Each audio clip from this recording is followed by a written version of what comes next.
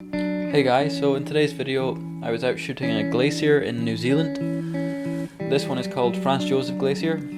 At this point there's this, you see the glacier in the background. I'm using the 55 to 250mm Canon lens. It's a crop sensor lens. But I thought this would be a good composition from this position because the river is winding its way all the way up to the glacier, which is good for leading the eye up in the composition. Now I'm taking lots of shots here, quite zoomed in to compress the scene a bit more, because it's quite a vast expanse, so compressing the scene will make it nicer in the final output. So I'm just going to stitch these pictures together in post afterwards.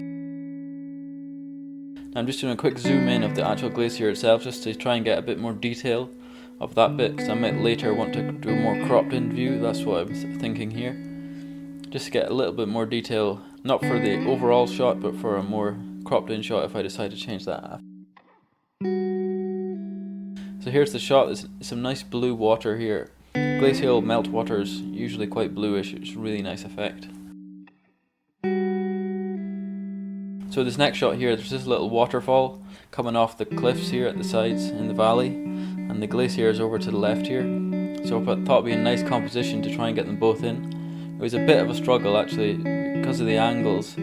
It's hard to get the glacier a good big view and the waterfall in at the same time. As you saw there, I'm using the 17 to 40mm lens. It's a Canon lens. I'm also taking 3 exposures here, so I'm underexposing by 2 stops.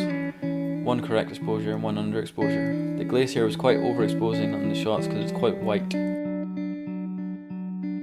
So after taking a few shots of that composition, I wasn't completely pleased with it, so I decided to try and get a bit of a long exposure to get the waterfall water sort of smoothened out.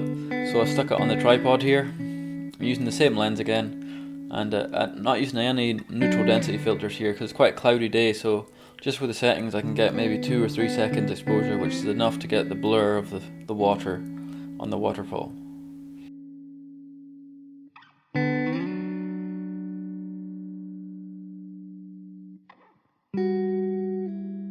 So this is the final shot here. I was pleased with the water, got a nice blurring effect, and you can see the glacier in the background on the left, and overall I was pretty pleased with how it turned out. I thought I'd show another shot here. This is further down the river from the glacier. The water's got a bit more blue to it versus when it's further upstream. I think it might also be to do with it's a little bit sunnier at that point in the day as well. Some really vivid blue colours coming off of it. Anyway, I hope you liked today's video and the photos, and I appreciate it if you would like and subscribe. Thanks.